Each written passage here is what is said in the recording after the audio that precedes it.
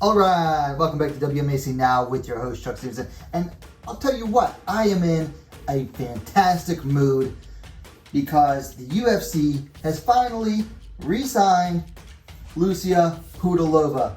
You know, they let her go back in, after she lost in, what was it, on UFC on ESPN Plus 24 back in January of 2020.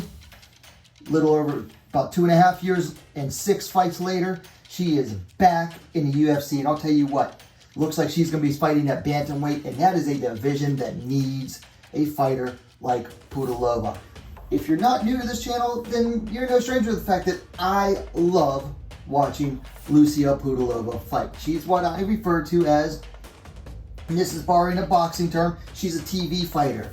You know, she may not be the best fighter on the roster. She may not be the most skillful fighter on the roster. But when you book her in a fight, you know you're going to get an action fight. That's why it's called, the phrase is TV fighter, because they make for good TV. I mean, go all the way back to, was it September of 2018.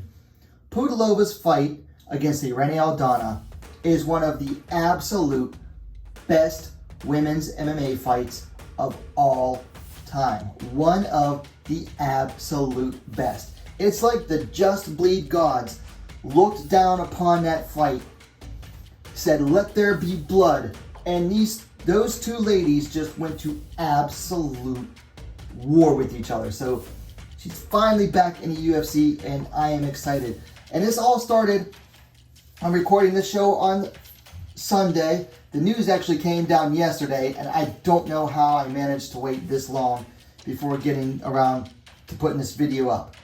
But the news came down yesterday from her new management, Sucker Punch Entertainment, which is headed up by Brian Butler, who also, well, honestly, they manage a bunch of fighters, including the current UFC strawweight champ Carlos Esparza and the former champ Rose Namajunas. Now, it got my suspicion going because on Thursday, which is 3 days before this recording, Sucker Punch had announced on their IG that they had signed Lucie Pudilova, that she is now underneath their management. And I'm thinking,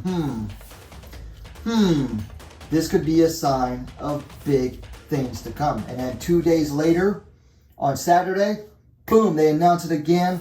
Welcome back to the UFC.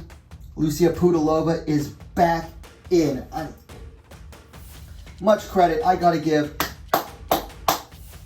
a clap to Brian Butler and the crew over there at Sucker Punch Entertainment, who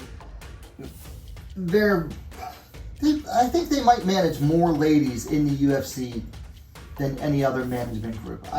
I can't say that for sure, but it certainly seems like it. I mean, the number of ladies they have on their team is just ridiculous, and the caliber of ladies they have on that underneath their management is ridiculous. And I don't suck up to any management. That's not my way, but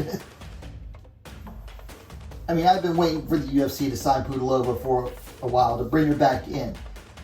And it seems like, I don't know who her management before this was, but I mean, I don't think it's a coincidence that she signs a deal with a new management team and then boom, she's back in the UFC. Because there were rumors, and I had heard these all the way back in 2020, that when Pudilova got let go, that if she got on a winning streak,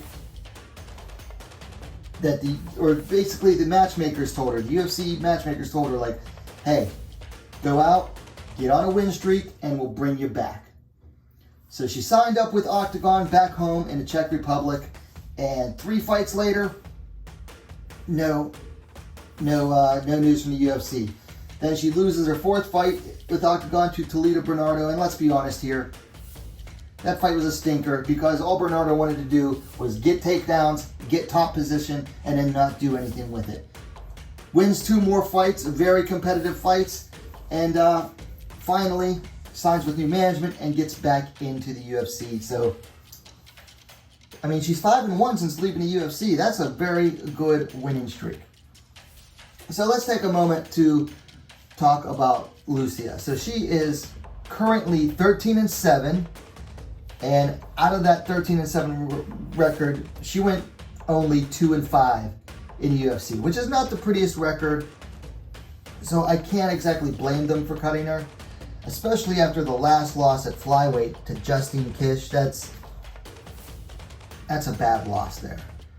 And even though it was decision, that's not a loss you really want to have on your record at that time. That was back in early 2020. So I can't blame the UFC for dropping her at the time. But she's 13-7 now. She's only 27 years old. And for someone that's had 20 fights, that's pretty young for someone to have 20 fights at only 27 years old, particularly on the women's side. She stands 5 feet 8 inches, 173 centimeters tall, with a 67.5 inch, 171 centimeter reach. Those are nice dimensions for bantamweight. Fits right in there in that frame. And from what it looks like, she's going to be at bantamweight, which is good because I hated the way she looked at flyweight, weighing in, looking like death. At bantamweight, I think she just does all better. She's from the Czech Republic. I believe her hometown is called Praha, but I could be wrong on that. And I already mentioned earlier, she's 5-1 since leaving the UFC. So Lucie Pudilova is back in the UFC, and I'm freaking excited.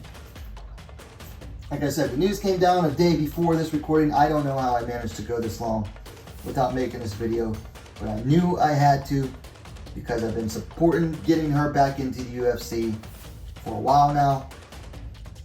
And again, if you're familiar with this channel at all, you know I don't particularly like to push individual fighters too often because I like to focus more on the sport and the divisions as a whole rather than on particular certain fighters. But to me, Pudilova, she's an exciting fighter, and UFC bantamweight needs exciting fighters right now. And that's not to say that there aren't exciting fighters in the division. There certainly are, but there's some duds out there, and I'm not going to name names, but just look to the weekend before the publication of this video and you'll see exactly what I'm talking about. So Pudilova's back. Bantamweight has another exciting fighter.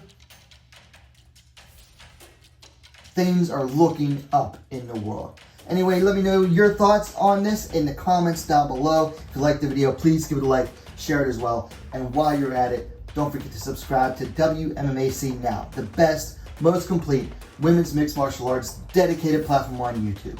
Thanks for watching. We'll see you next time.